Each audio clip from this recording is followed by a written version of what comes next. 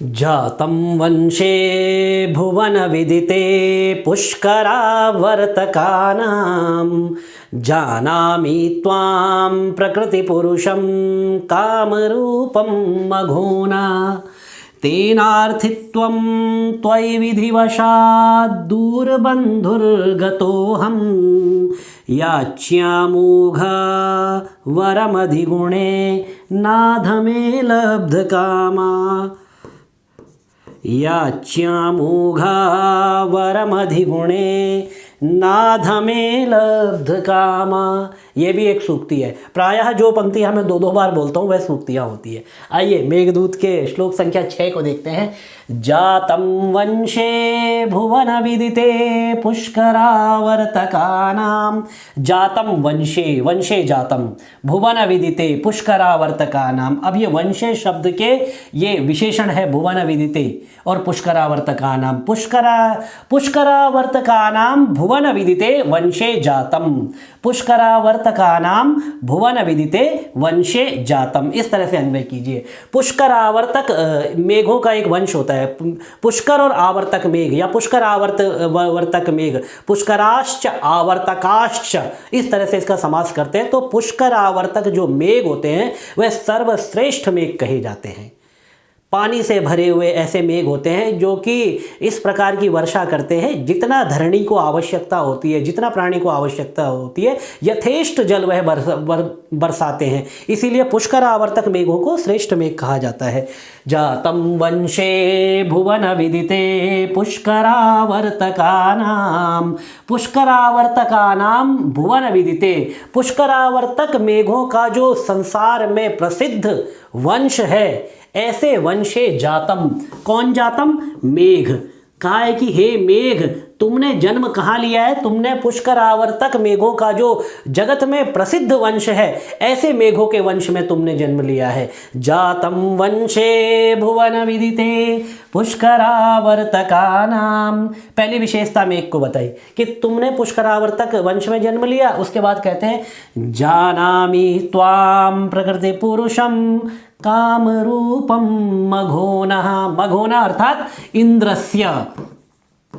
ठीक है, तो इंद्र का ये क्या है? प्रकृति पुरुष। प्रकृति पुरुष मतलब प्रधान पुरुष। हे मेघ, तुम इंद्र के प्रधान पुरुष हो और कामरूप, इच्छाचारी हो। तुम जैसा चाहो वैसा शरीर धारण कर सकते हो, जैसा चाहो वैसी आकृति बना सकते हो, इसीलिए तुम कामरूप हो। जानामि त्वां प्रकृति पुरुषं कामरूपं मघोना। त्वं मघोनः कामरूपम प्रकृति पुरुषम। तुम इंद्र के प्रधान पुरुष भी हो और कामरूप इच्छाचारिण भी हो। जहाँ चाहो वहाँ जा सकते हो, जैसा चाहो वैसा रूप बना सकते हो, ऐसा तुम्हारा स्वरूप है। और तुम किस कुल में पैदा हुए? प्रशंसा करते हैं ना किसी की, अजी आप तो बड़े अच्छे कुलीन हैं, ये सब है। तो मेघ को भी कालिदास ने यक्ष के द्वारा ये कहलवाया है कि जातम वंशे भुवन विदिते पुष्करावर्तकानाम। एक तो तुम पुष्करावर्तक जैसे उच्च कुल के मेघों में, सर्वश्रेष्ठ मेघों के कुल में पैदा हुए हो, और जानामि त्वां प्रकृति पुरुषम काम रूपम मघोना, और तुम इंद्र के प्रधान पुरुष हो। इतना ही काफी है। उसके आगे जो है काम रूपम ये सब जोड़ दिया, लेकिन वास्तव में तुम इंद्र के मघोना प्रकृति पुरुषम प्रधान पुरुष हो।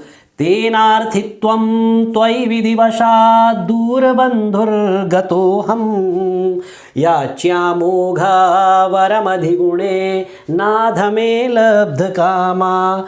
अब कहते हैं कि भाग्यवश मैं क्या हो गया हूँ? तेनार्थित्वम त्वयि विधिवशात। वही विधिवशात मैं अपनी भार्या, अपनी प्रेयसी से दूर हो गया हूँ। दूर बंधुर्गतो हम, मैं विधिवशात, भाग्यवशात दूर बंधुर्गतो हम, मैं अपनी भार्या से, अपनी प्रेयसी से दूर हो गया हूँ। तेनार्थित्वम त्वयि विधिवशात, विधिवशात दूर बंधुर्गतो हम। ठीक है, तो मैं अपनी प्रेयसी से दूर हुआ हूँ, इसीलिए तेनार्थित्वम, मैं तुमसे अभ्यर्थना करता हूँ, मैं तुमसे याचना करता हूँ। त्वयि अर्थित्वम, मैं तुमसे याचना करता हूँ। और याचना क्या करता हूँ? अच्छा, याचना क्यों करता हूँ, ठीक है, तो मैं तुम्हारा याचक हूँ, क्योंकि अब आगे तो कारण बताते याचक क्यों है, इसलिए भाग्यवश।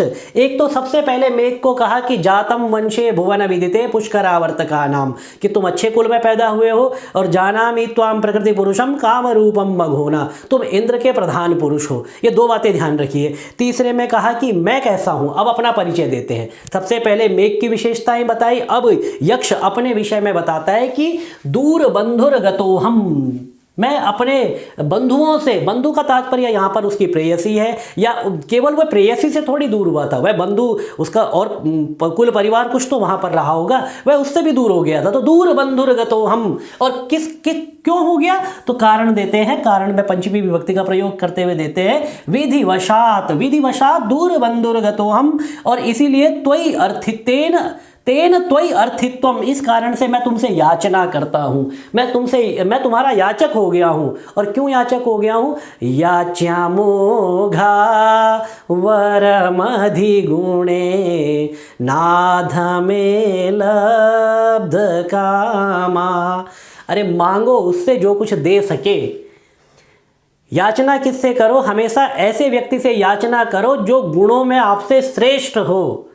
तो याच्यामोघा वरमधिगुणे, और ऐसा नहीं कि आपकी याचना हमेशा वहाँ पर सफल होगी, हो सकता है किसी आपने अधिगुणे व्यक्ति से याचना की और आपकी याचना निष्फल हो जाए, लेकिन वह निष्फल होने वाली याचना भी वरम श्रेष्ठ है। यदि श्रेष्ठ व्यक्ति अधिगुणे व्यक्ति से, अधिक गुणों वाले व्यक्ति से याचना की जाए और वह याचना निष्फल भी हो जाए, तो भी वरम अधिगुणे, वह याचना श्रेष्ठ है। नाधमे लब्ध कामा, लेकिन किसी नीच से की गई कामना तो सफल होने पर भी अच्छी नहीं होती, व्यर्थ होती है। याच्यामोघा वरम अधिगुणे, याच्यामोघा, मोघा हो जाती है कहाँ पर, नाथ हमें लब्ध कामा, मोघा।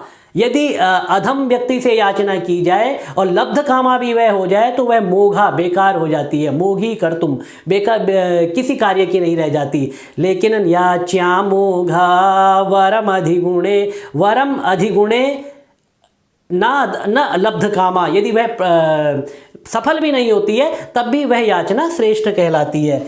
आइए अब इसका और आगे जो है एक बार व्याकरण आदि देख लेते हैं। श्लोक का अर्थ आपको समझ में आ गया होगा। व्याकरण आदि देखें तो व्याकरणात्मक टिप्पणी में भी कोई खास इतना इसमें है नहीं, फिर भी देख लेते हैं एक बार, क्योंकि परीक्षा में आ जाता है कई बार। काम रूपम, काम कृतानि रूपाणि, मध्यम पद लोपी समास। तो काम रूपम है तो काम कृतानि, कृतानि पद का लोप हो जाता है तो काम रूपम बन जाता है, ठीक है, एक वचन में। मध्यम पद लोपी समास है यहाँ पर, ठीक है। उसके बाद जो है अब ये आगे बहुब्रीहि भी बनाया, पर छोड़ दीजिए, उसकी जरूरत नहीं है। मघवत शब्द का मघोनः, पंचमी षष्ठी एक वचन होगा, ठीक है। तो ये पंचमी और षष्ठी दोनों हो गए, ये पंचमी और षष्ठी एक वचन, ठीक है। तो मघोनः, मघोनः पूछ लेते हैं मघोनः का अर्थ क्या है, तो किसके लिए आया है, तो इंद्र के लिए आपको ध्यान रखना है, ठीक है। प्रकृति पुरुषम, प्रकृतिषु पुरुषः प्रधान भूत स, तत्पुरुष समास यहाँ तक कर दिया। अथवा एक और बनाते हैं, प्रकृतिश्चासौ पुरुषश्च, कर्मधारय समास है यहाँ पर। प्रकृतिश्चासौ पुरुषश्च, सा चासौ कर्मधारयः, जहाँ पर चासौ आ जाए वह कर्मधारय होता है, ठीक है। दूर बंधुर्गतो हम, दूरः बंधुर यस्य सः बहुब्रीहि, ठीक है। तो ये स्पष्ट है। अधिगुणे, गुणम अधिगतः, प्रादि तत्पुरुष समास है यहाँ पर। गुण अधिगुणे में गुणम अधिगतः, इस विग्रह में प्रादि तत्पुरुष समास है। अथवा अधिगुणो यस्य तस्मिन्, बहुब्रीहि समास भी, अधिगुणो यस्य तस्मिन्, जिसमें अधिक गुण हो वह अधिगुण कहलाते हैं। तो इस प्रकार से यहाँ पर बहुब्रीहि समास भी है।